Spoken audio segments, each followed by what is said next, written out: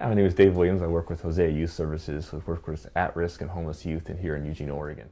My past is I grew up like these kids at Hosea. I grew up on the streets. I spent a couple years, actually as a middle schooler, on the streets and then on and off again through my high school years. I think Christmas just definitely gets in that self-entitlement mentality where it becomes all about us and what I want for Christmas, what the presents I want.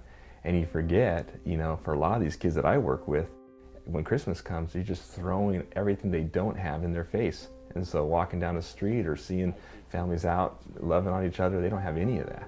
So Christmas for them is the complete opposite of what it is for a lot of us.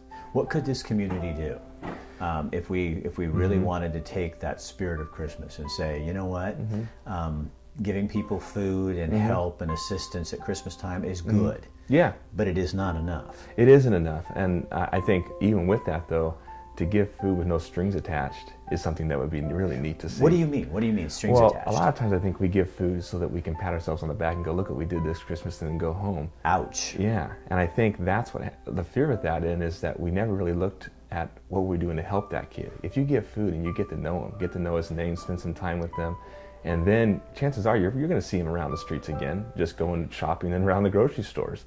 And that does two things. One is you build empathy. And I think if we build empathy, then we're going to find more ways we can serve here. And what it also tells the kid is that it's not just some good old feeling I have. I really want to help you the best way that I can. Because when you were on the streets, could you smell that? Oh yeah, oh yeah. A lot of people would come up to me, and especially around the holidays, and give me something or tell me they're praying for me or something like that. And they didn't even know me. They didn't even ask my name. So how much are you really doing that for me? Instead, you're doing that for yourself.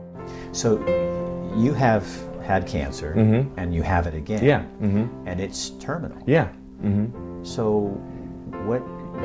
Yeah, and when I got sick and now said, hey, you have 10 years to live, it focused me completely to say, you know what, it's not about any of that. It's about serving as many people on my way out, And so that's maybe my life goal after that. If you believe in the Bible, the wise men, they actually did they gave gifts. That's what it was about. It wasn't receiving anything. It was they came and they gave, And when you take that and you say, what is the things that we can give to someone else?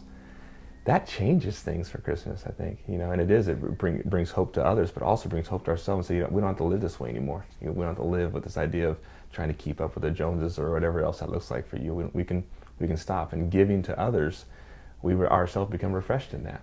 Or I would say, if you want to change how you do Christmas, give a gift, but give it with no strings attached to that gift, and give it with the idea of going, man, it's not about how I feel about that. It's I'm giving this, and I'm going to spend some time, get to know the person I'm giving it to, and if we did it from that standpoint, I think it would change how we view Christmas.